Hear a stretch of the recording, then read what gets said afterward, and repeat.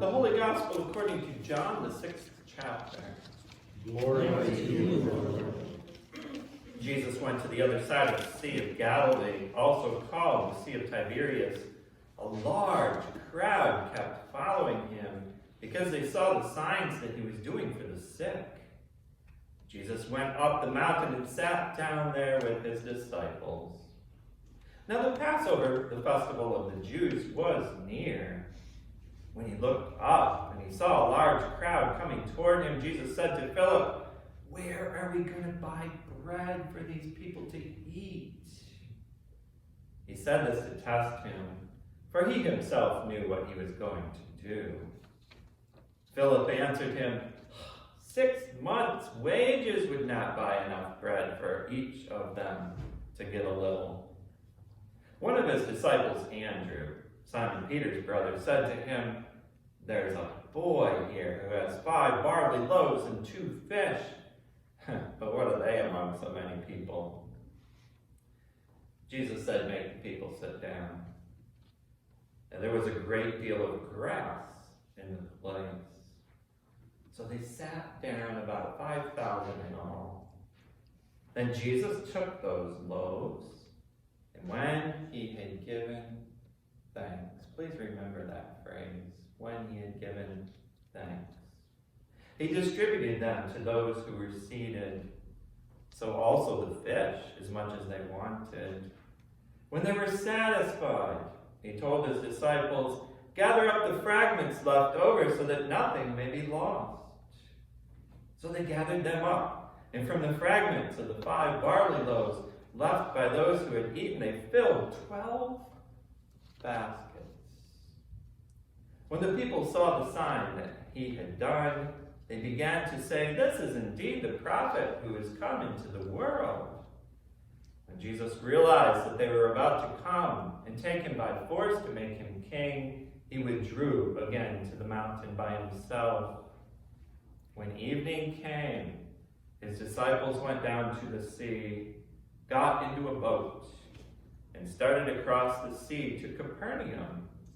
It was now dark, and Jesus had not yet come to them. The sea became rough because a strong wind was blowing. When they had rowed about 3 or 4 miles, they saw Jesus walking on the sea and coming near the boat, and they were terrified. But he said to them, "It is I.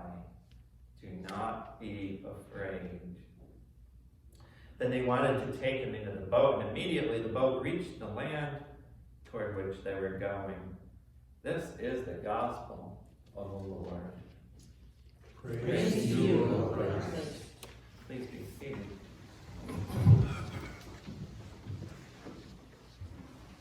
Mrs. Charlotte Aranda. Charlotte Aranda. What a name. She was Mom's best friend at church. Those two, in the words of Forrest Gump, they were 2 peas in a pod.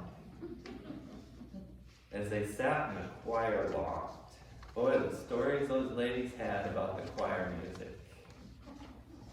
Charlotte, or Mrs. Aranda as I knew her, had a gift also for cake decorating.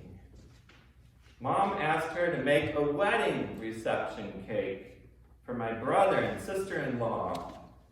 They were celebrating their East Coast celebration, their wedding reception. Barry and Shirley were married in Anaheim, California, and my parents hosted a later reception in New York on our family lawn. Mom worked hard that week. You know what it's like to get ready for a big event.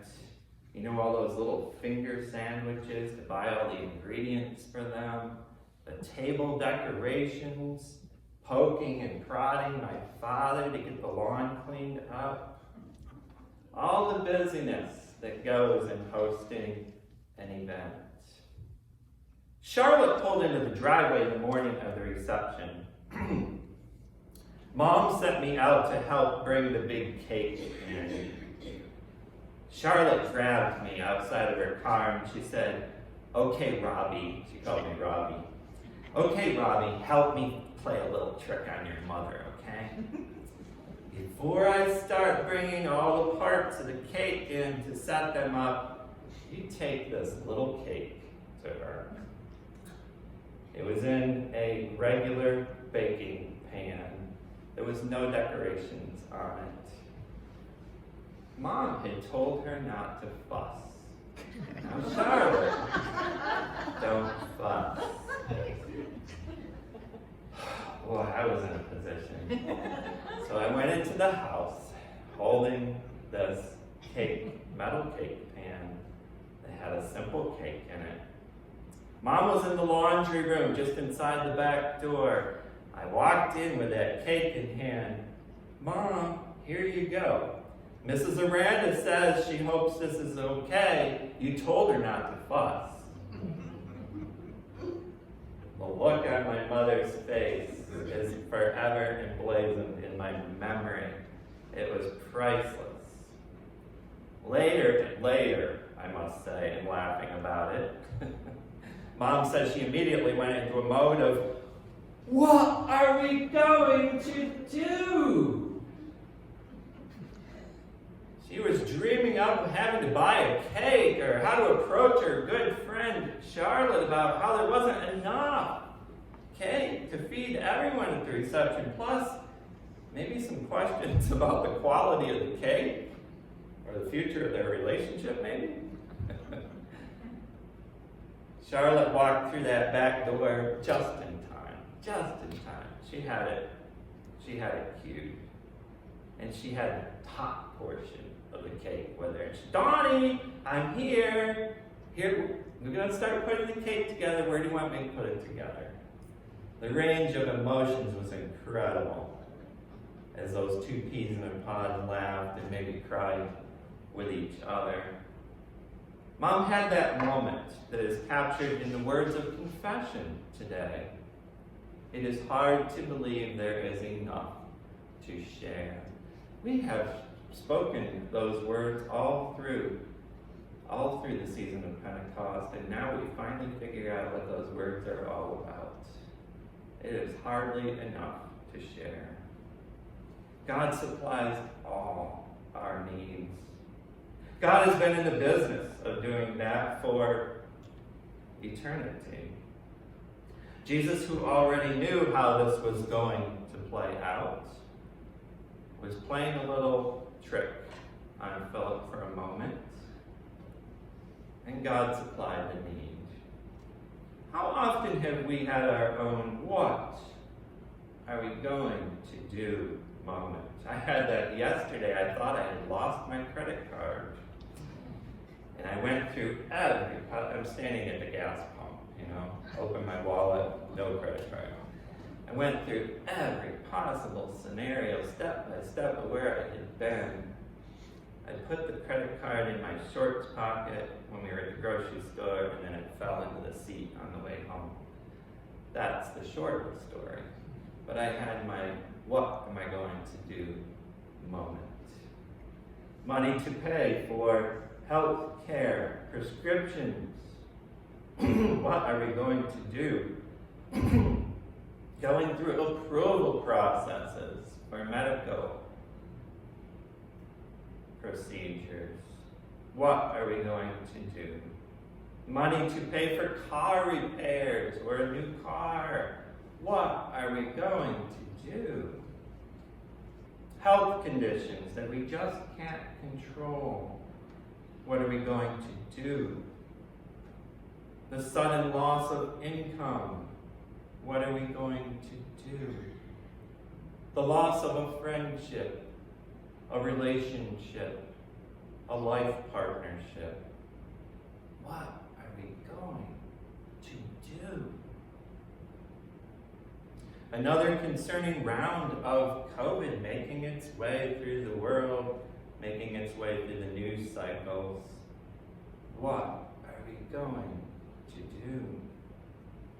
The gifts of St. Matthew's ministries that were listed earlier in the announcements and more, compared to the deep need in the community. What are we going to do?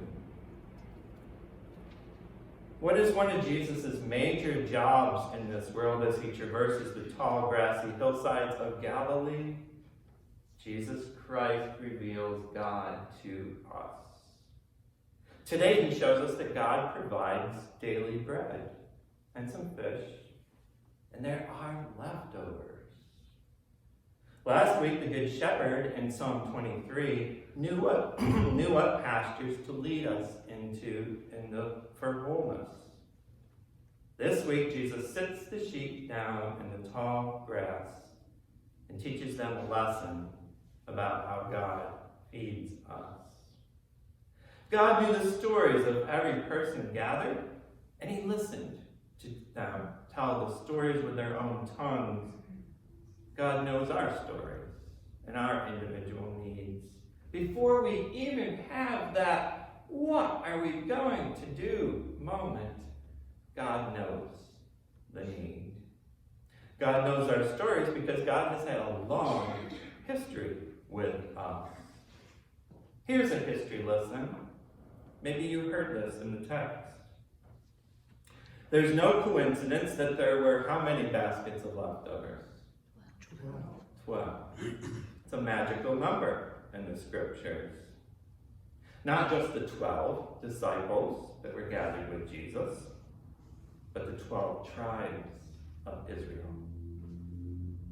God promised Abraham and Sarah that God would miraculously supply the need. God would multiply the precious gifts that were within them, make a great nation out of them. There would be more descendants than there were stars in the sky.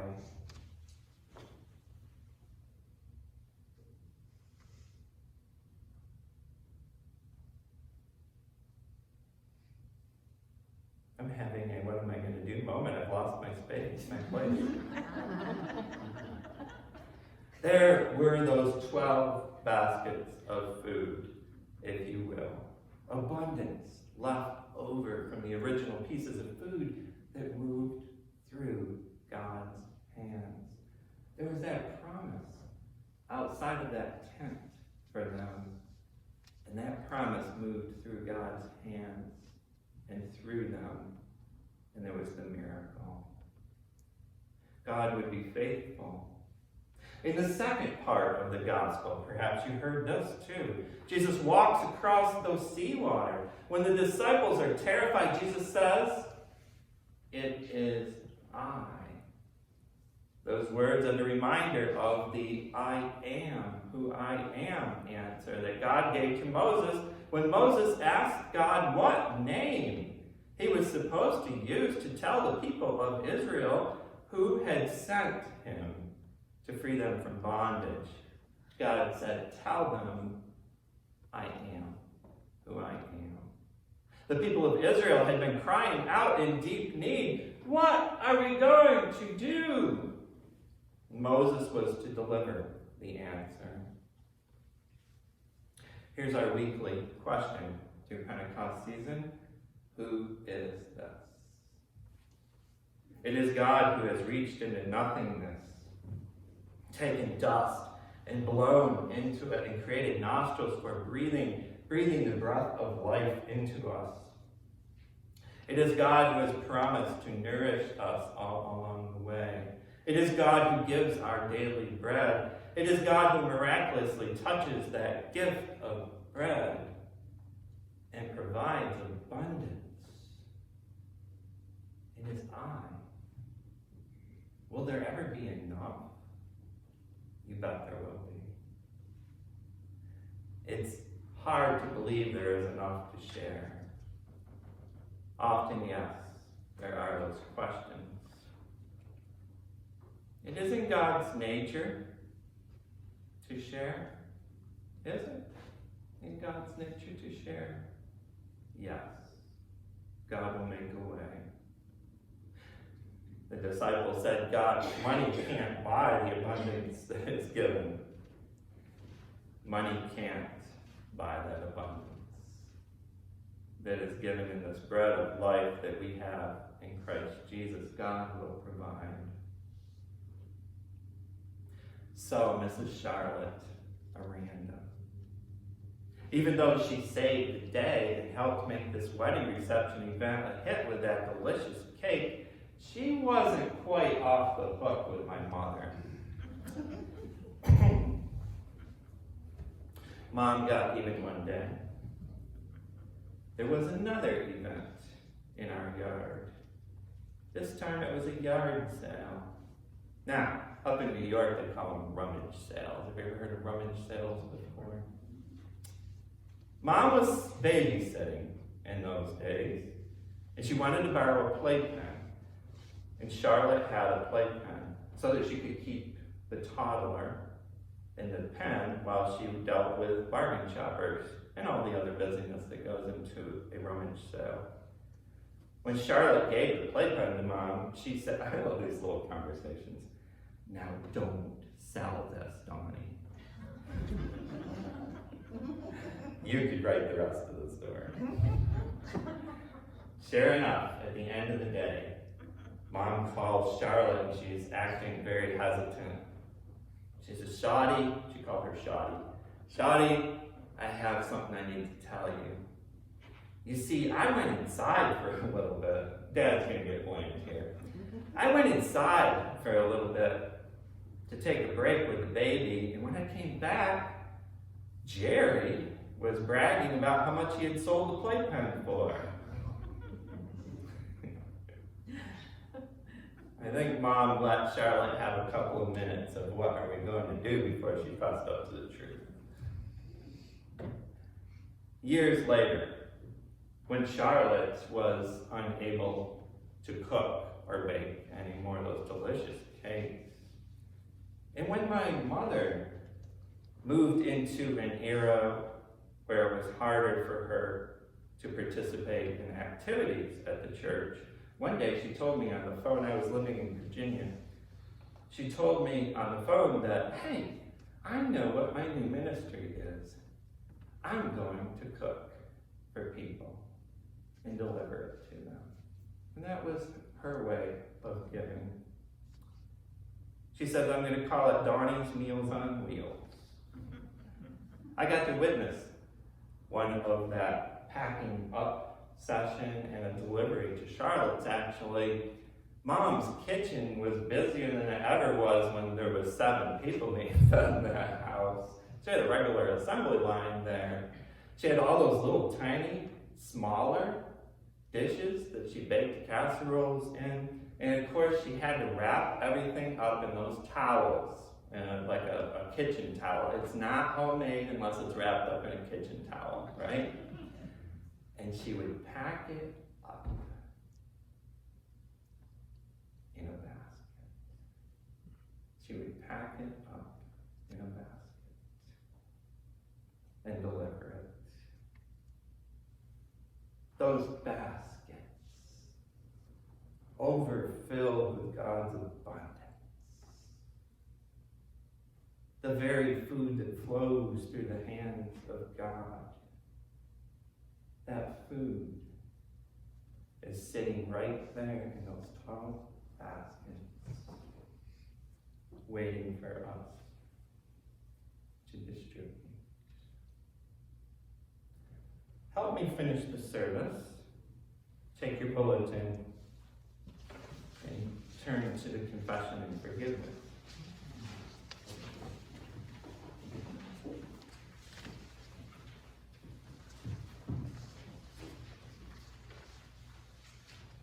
You may remain seated.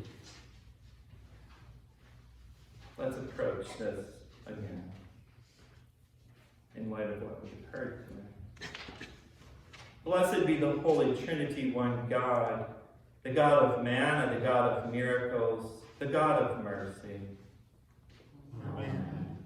Drawn to Christ and seeking God's abundance, let us confess our sin. God, our provider, help us. It is hard to believe there is enough to share. We question your ways when they differ from the ways of the world in which we live. We turn to our own understanding rather than trusting in you. We take offense at your teachings and your ways. Turn us again to you. Where else can we turn? Share with us the words of eternal life and feed us for life in the world.